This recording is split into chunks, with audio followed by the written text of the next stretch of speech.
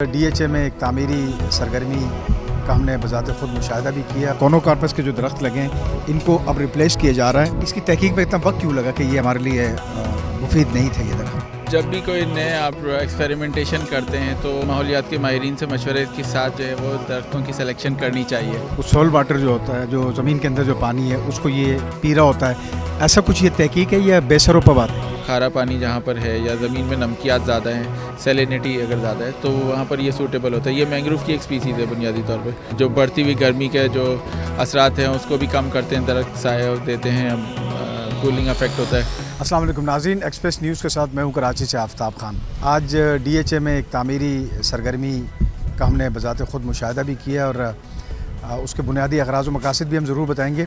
कराची में कुछ अर्से कबल जो है यानी चंद साल पे आप कह लें इस अरसे को कि कोनोकार्पस और इस समेत दीगर जो दरख्त लगाए गए थे, जिनका चूँकि हमारे पास वो हमारे रिवायती दरख्त नहीं थे, जिसके मुज़िर असरात जो है बाद अज़ा मुख्तलिफ़ समाजी राब्तों की वेबसाइट्स पे और मुख्तलिफ़ माहिरीन की जानिब से उनका इज़हार किया गया कि ये दरख्त जो है वो मुफीद नहीं है किसी भी तौर पर कराची के माहौल के लिए, सिंध के माहौल के लिए। अब जो डीएचए ने एक स्टेप लिया है कि कोनोकार्पस के दरख्त, देखिए मेरे पीछे ये इसके काम भी चल रहा है कि इसमें कोनोकार्पस के जो दरख्त लगे हैं इनको अब रिप्लेस किया जा रहा है। जो हमारे नीम के, बरगद के और दीगर जो माहौल दोस्त दरख्त थे जो कि कराची में जो रहा करते थे और वो लगाने जा रहे हैं। हमारे साथ मौजूद है प्रोफेसर वक़ार साहब, हम मज़ीद इनसे जानते हैं। वक़ार साहब, ये जो सरगर्मी आज मुनक़्क़िद की गई है और इस पर ज़ाहिर अमली तौर पर सैकड़ों दरख्त ये लगाए जा रहे हैं, तो आप क्या समझते हैं कि इसकी तहकीक में इतना वक्त क्यों लगा कि ये हमारे लिए मुफीद नहीं थे ये दरख्त? देखिए, जब भी कोई नए आप एक्सपेरिमेंटेशन करते हैं तो करना ये चाहिए कि ये आप जो है इकोलॉजिस्ट से, माहौलियात के माहिरीन से मशवरे के साथ जो है वो दरख्तों की सिलेक्शन करनी चाहिए।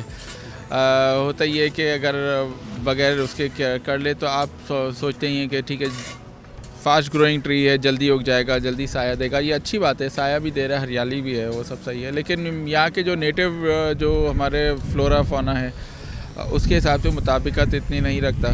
लिहाजा ये अगर इसको रिप्लेस करते हैं तो अच्छी बात है कि रिप्लेस करें और ग्रेजुअली उसको स्लोली उसको रिप्लेस करें, एक साथ एकदम पूरी हरियाली ख़त्म ना हो।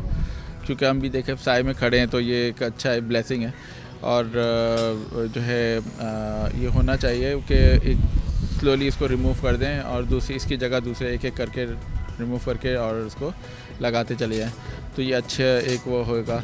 और मैं समझता हूँ कि बहुत सारे हमारे नेटिव जो फ्लोरा है, जैसे कि बरगद है, इमली है, नीम है, जामुन है, बेर है, तो ये ऐसे दरख्त बहुत सारे हैं जो कि हमारे नेटिव ट्रीज़ हैं और उसके वो मेंटेनेंस भी उनकी आसान है। एनवायरनमेंट के लिए इतना कोई नुकसानदेह भी नहीं है एनवायरनमेंट के लिए, बल्कि फ़ायदेमंद होते हैं। और जो हमारे मकामी जो परिंदे हैं, हनी बीज हैं, तितलियां हैं, वो भी ज़्यादा उनके उसमें इजाफा होता है आबादी में। वक़ार साहब, मुझे ये बताइएगा कि एक आम तासुर वक़ार साहब ये पाया जा रहा था कि ये जो है इसकी जड़ें जो है वो सॉल्ट वाटर जो होता है, जो ज़मीन के अंदर जो पानी है उसको ये पी रहा होता है, ऐसा कुछ ये तहकीक है या बेसरों पर बात है? नहीं, ये आपने दुरुस्त फरमाया कि जहाँ नमकीन जो ज़मीन है, जहाँ पर कोई और पौधे नहीं उग सकते, वहाँ पर यही सूटेबल रहता है। ये बात बिल्कुल दुरुस्त है कि जो खारा पानी जहाँ पर है या ज़मीन में नमकियात ज़्यादा हैं, सैलिनिटी अगर ज़्यादा है तो वहाँ पर ये सूटेबल होता है। ये मैंग्रोव की एक स्पीसीज़ है बुनियादी तौर पे, तो वो जो है वो जो खारे पानी में और नमकीन ज़मीन में ये अच्छा चलता है। अच्छा, अब चूँकि ये मौका है, एक तामीरी सरगर्मी का इनेकाद किया जा रहा है, तो आम जो कराची के शहरी है, सिंध के जो लोग हैं, इनको शजरकारी के हवाले से आप क्या कहना चाहेंगे कि घरों में या महल्ले की सतह पे या सड़कों पे करना चाहिए?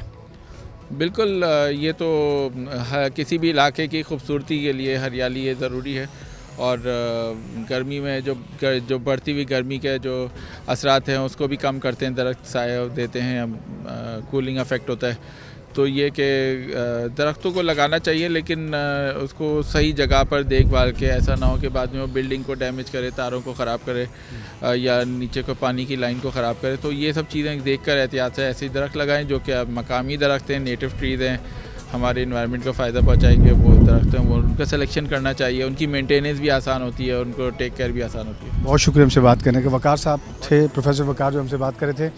और इन्होंने बड़ी अच्छी गुफ्तगू की।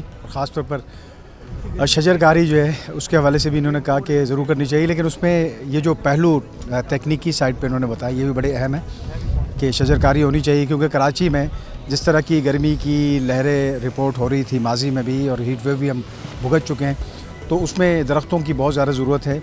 और ये चूँकि दरख्त के लिए तो ये बाकायदा तहकीक है कि वो दर्जा हरारत को कम करते हैं। और अब चूँकि ये जो सिलसिला जो DHA की जानिब से किया जा रहा है, जिसमें सैकड़ों दरख्त जो है वो मुतबादिल दरख्तों में बदल दिए जाएंगे, तो ये भी उसी का एक सिलसिला है ताकि मकामी दरख्तों की अफजाइश हो सके। जी।